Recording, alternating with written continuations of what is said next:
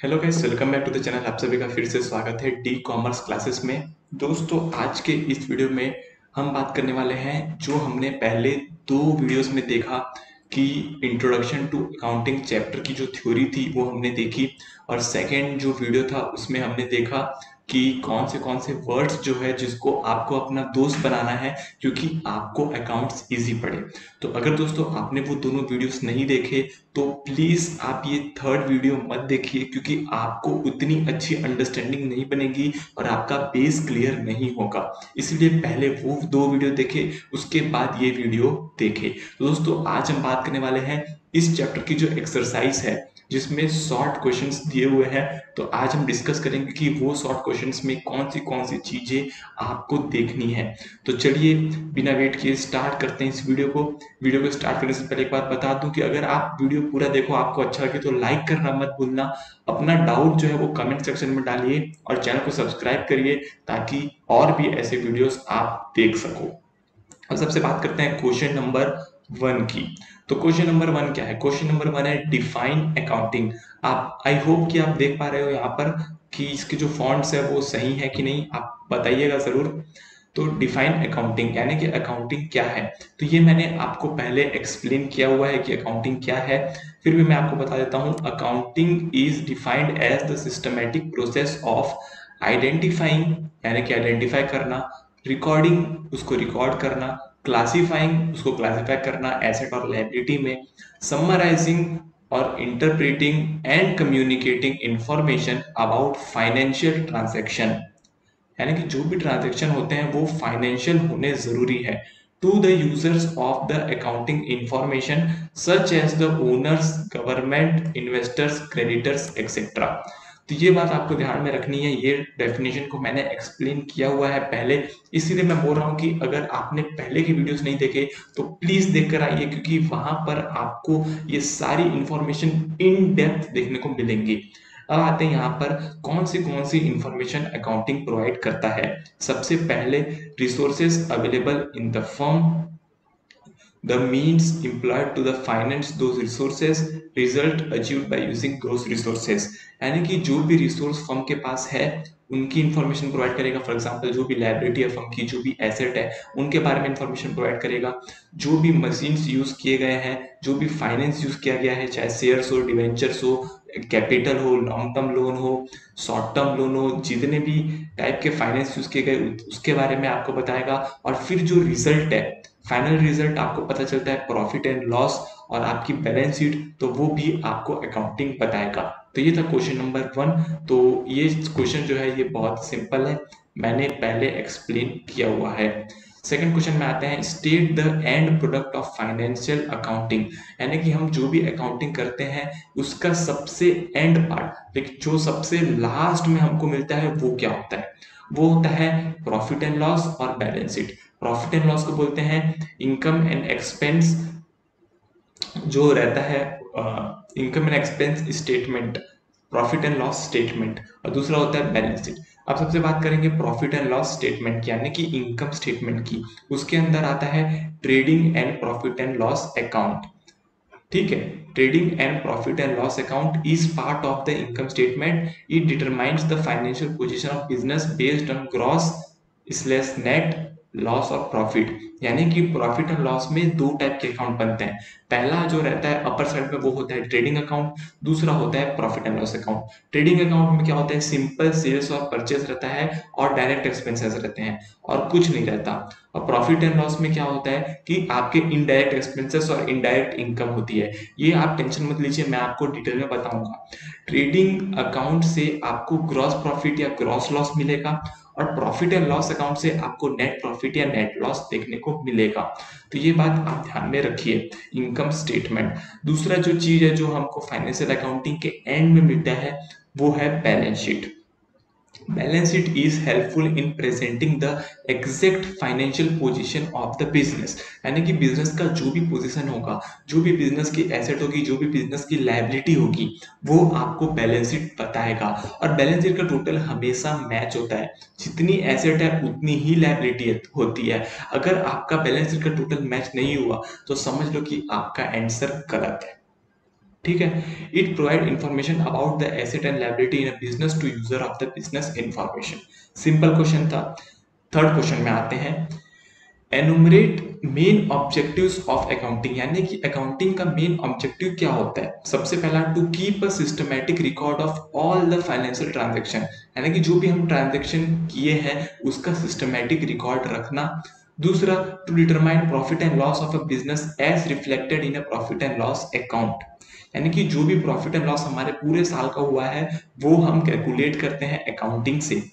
तीसरा, making information available to users of the information, यानी कि जो भी यूजर्स है, for example employees, share holder, stake holder, इन सारों को इंफॉर्मेशन चाहिए रहती है। इन सारों को इंफॉर्मेशन देने के लिए हमें अकाउंटिंग करनी पड़ती है।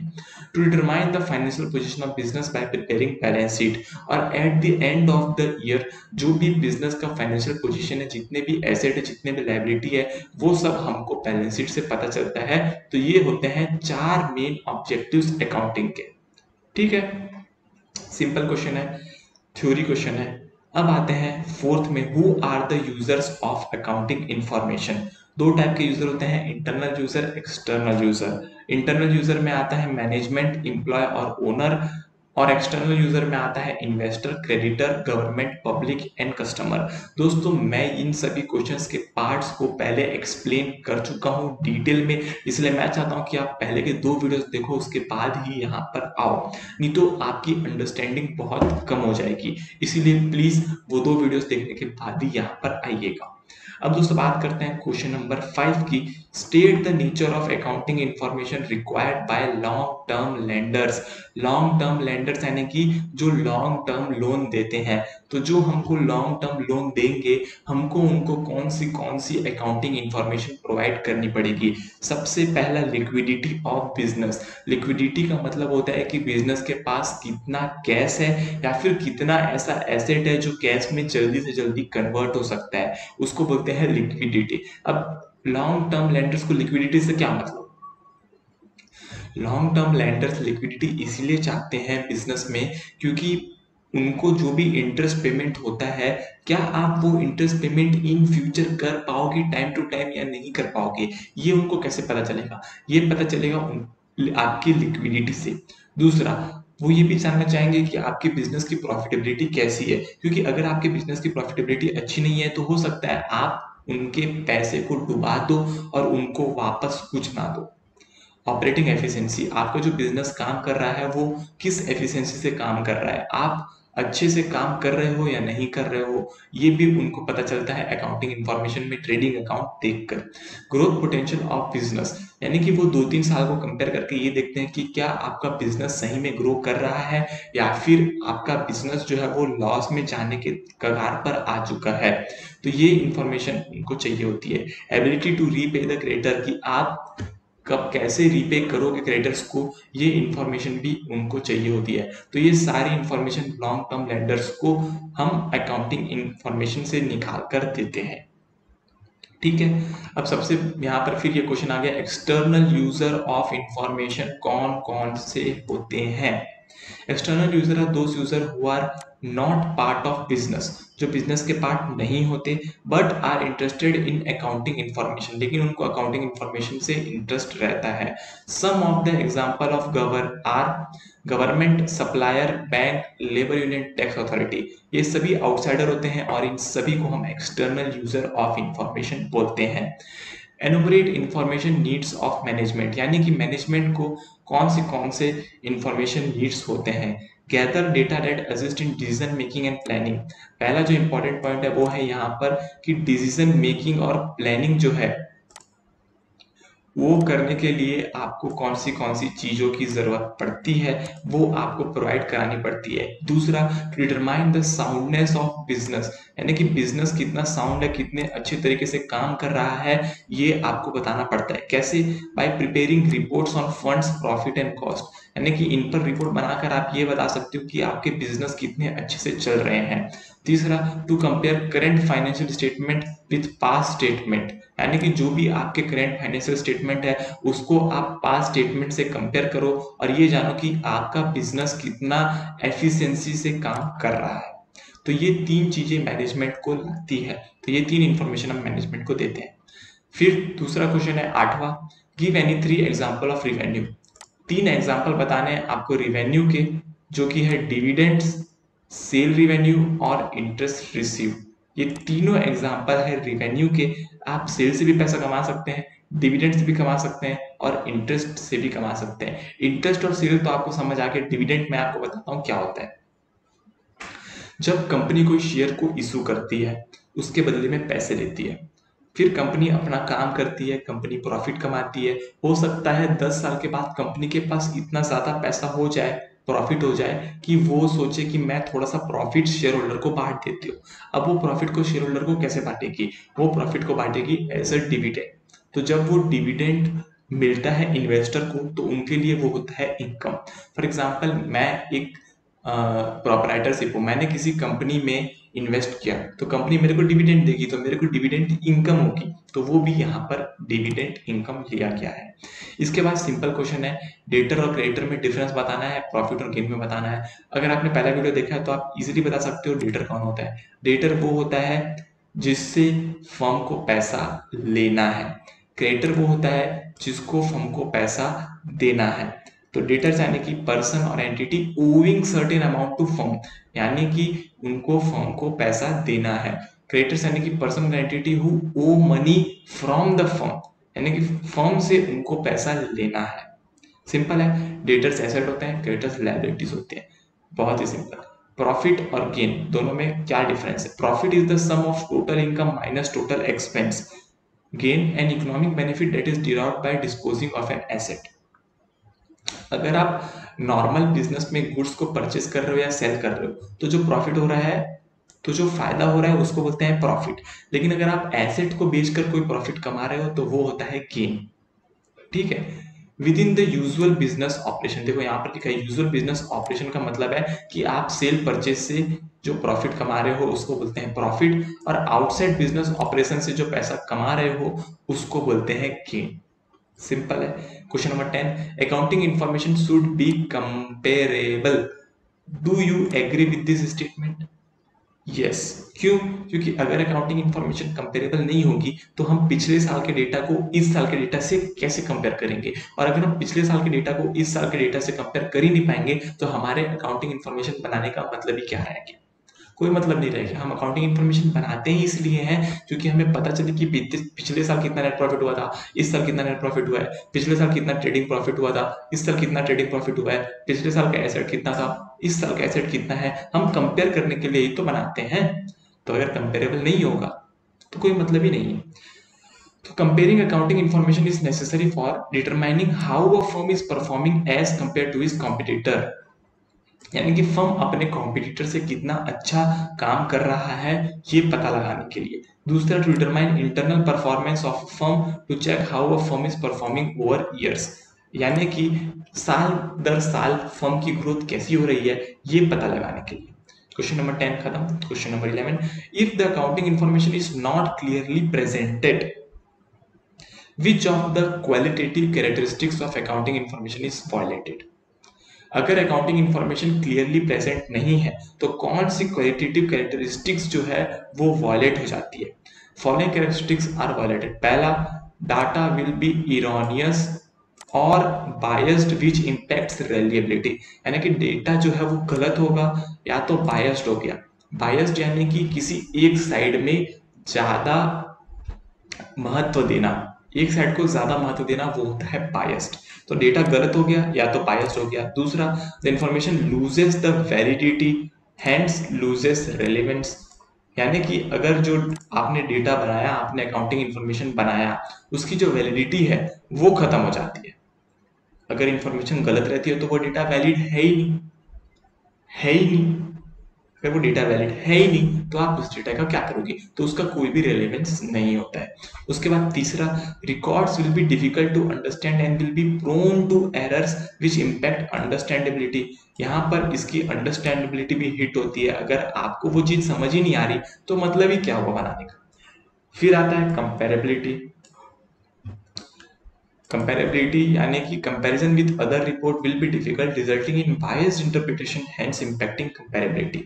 अब दोस्तों यहाँ पर जो ये क्वालिटेटिव कैरेक्टरिस्टिक्स की बात कही गई है, ठीक है, वो क्वालिटेटिव कैरेक्टरिस्टिक्स कौन सी है वो मैं अब आपको बताता हूँ।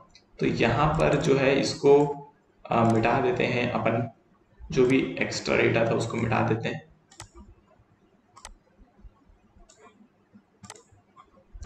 अरे भाई साहब हटो ना भाई, हमको नहीं चाहिए। हाँ हाँ, तो अब आपको 4 वर्ड स्क्रीन में दिख रहे हैं, उन चारों को बोलते हैं क्वालिटेटिव कैरेक्टरिस्टिक्स। पहला रिलायबिलिटी, दूसरा रेलेवेंस, तीसरा अंडरस्टैंडेबिलिटी और चौथा कंपैरेबिलिटी। इसके बारे में मैंने पिछले वीडियो में डिटेल में बताया, मैं बार बार बोल रहा हूँ पिछला वीडियो प्लीज स्किप मत करना, बहुत ज्यादा important. Question number 12, the role of accounting has changed over the period of time, do you agree? Yes, पहले अकाउंटेंट लोग क्या करते थे, खाली इंफॉर्मेशन बना के दे देते थे, खाली उनका काम होता था profit and loss balance sheet बनाना। लेकिन आज के डेट में जो अकाउंटिंग है उसका काम है डिसीजन मेकिंग करना, स्ट्रेटजी बनाना, प्लानिंग करना। तो अब जो है पिछले जमाने से अभी तक बहुत से चेंज हो गया है। Role of accounting has evolved over the years.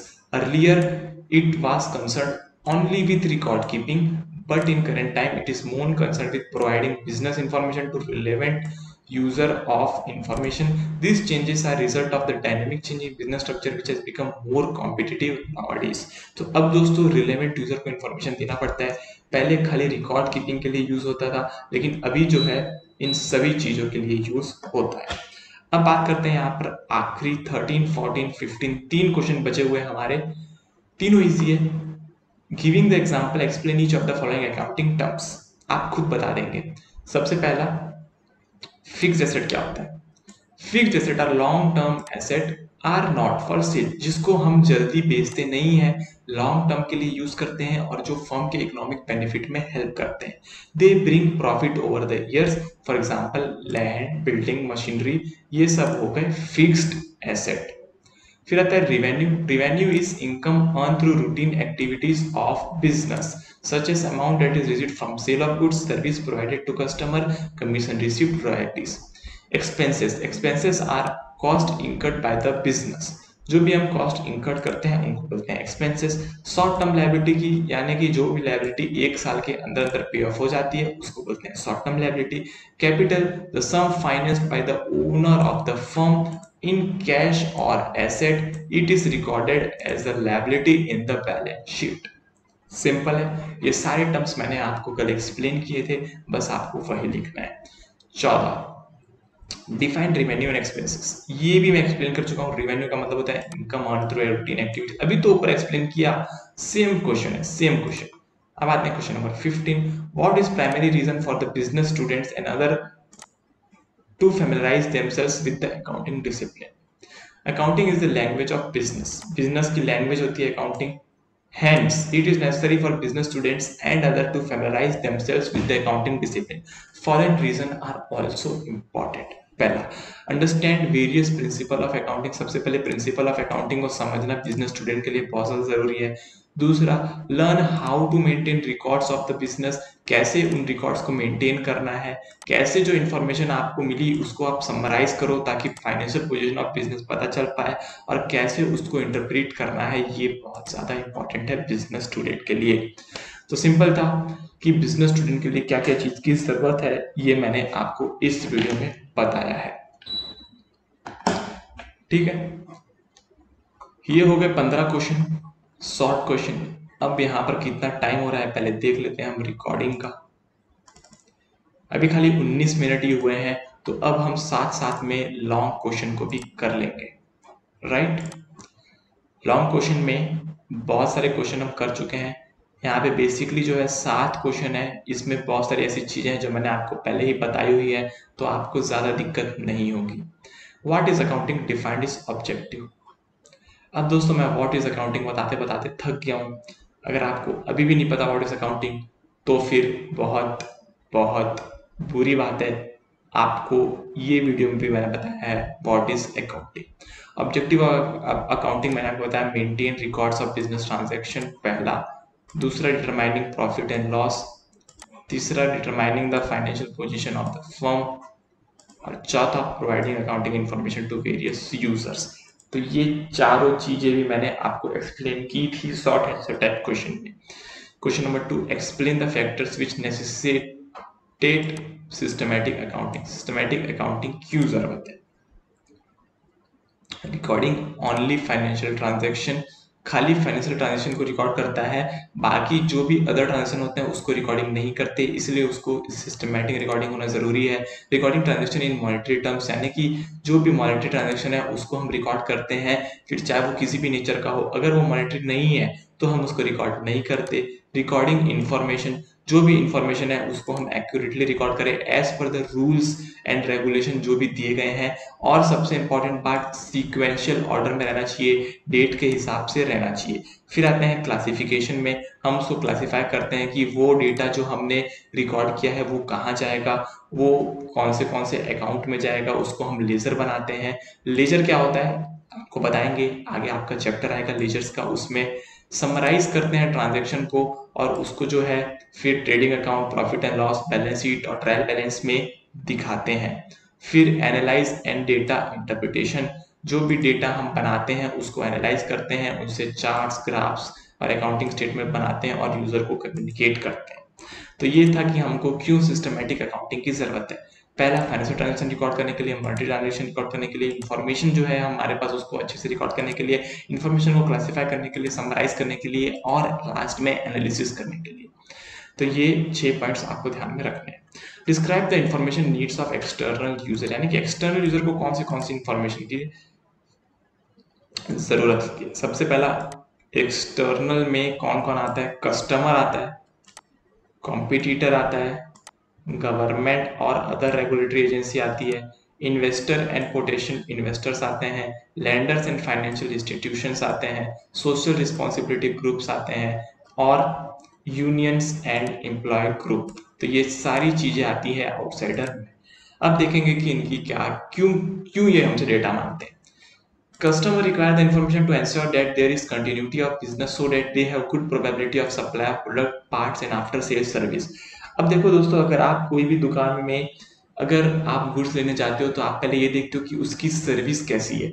तो आपको उसकी सर्विस कैसे पता चलेगी? अगर वो लॉन्ग टर्म से बिजनेस चला रहा है तो उसकी सर्विस अच्छी होगी, तभी वो लॉन्ग टर्म से टिका हुआ है। तो ये आपको कैसे पता चलेगा? उनका फाइनेंशियल इंफॉर्मेशन देखकर। दूसरा, competitors need the information on the relative strength and weakness of their competition in the market, and also for performance benchmarking purpose the information need is purely strategic in nature। competitors को भी information चाहिए, हमको भी competitors की information चाहिए, ये देखने के लिए कि जो जिस लेवल से कॉम्पिटिटर ग्रो कर रहा है, क्या उस लेवल से हम भी ग्रो कर रहे हैं या नहीं कर रहे, ये देखने के लिए। गवर्नमेंट को क्यों इन्फॉर्मेशन चाहिए? ये देखने के लिए कि आप टैक्स पटा रहे हो या नहीं, रूल्स एंड रेगुलेशन का फॉलो कर रहे हो या नहीं। तो ये सारी चीजें देखने के लिए गवर्नमेंट को आपकी इन्फॉर्मेशन चाहिए। इन्वेस्टर को क्यों चाहिए? ये देखने के लिए कि जो वो रिस्क ले रहे हैं आपके फर्म में पैसा लगा के, क्या आप उसके बदले उनको अच्छा रिटर्न प्रोवाइड कर रहे हो या नहीं कर रहे हो, ये देखने के लिए। पांचवा, lenders and financial institution, information required to access the credit worthiness of the business and its ability to repay the loan। क्या आप जो लोन ले रहे हो फाइनेंशियल इंस्टीट्यूशन से उसको रीपे कर पाओगे या नहीं कर पाओगे?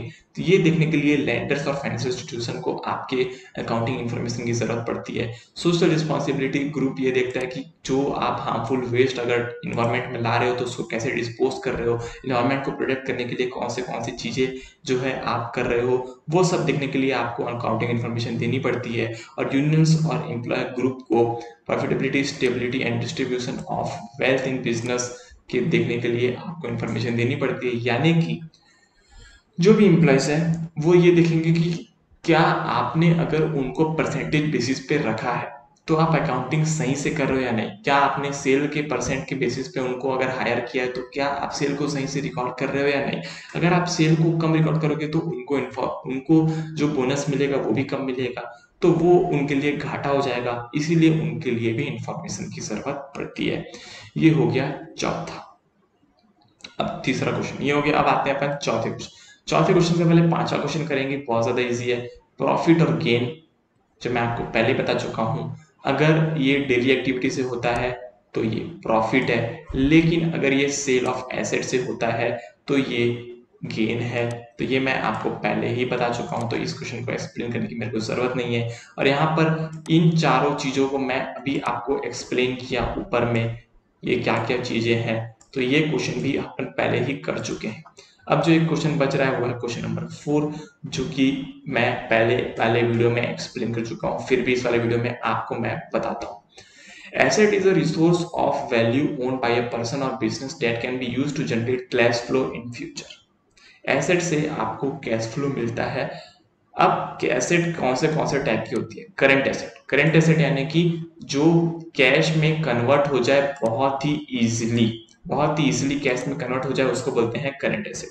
नॉन करंट एसेट जो can not be converted into cash easily, जो कैश में इजीली कन्वर्ट ना हो पाए, उसको बोलते हैं नॉन करंट एसेट। कैश में कन्वर्ट करना मतलब सेल करना। अगर आपके पास कोई ऐसी एसेट है जिसको आप अभी सेल करना नहीं चाहते, तो वो जल्दी कन्वर्ट नहीं होगी, और अगर वो जल्दी कन्वर्ट नहीं होगी तो वो है नॉन करंट एसेट। अगर आपके पास स्टॉक है, डेटर्स है, तो ये सब चीजों को आप जल्दी कैश में कन्वर्ट कर सकते हो, यानी कि ये हो गई आपकी करंट एसेट। टेंजिबल एसेट जिसको आप छू सकते हो, जिसका फिजिकल एग्जिस्टेंस होता है, उसको बोलते हैं टेंजिबल एसेट। जिसका फिजिकल एग्जिस्टेंस नहीं होता उसको बोलते हैं intangible asset. Operating asset required for daily operation, उसको बोलते हैं operating asset. Non operating asset not utilise for daily operation, simple है। Fictitious asset no tangible existence और realisable value but represents actual cash expenditure.